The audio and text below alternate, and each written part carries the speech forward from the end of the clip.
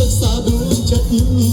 មានសង្សារមកខំសិក្សាដួងចិត្តតែថាមិនអាចឈ្នះស្និទ្ធអូនត្រូវតែកិតម្ដងទៀត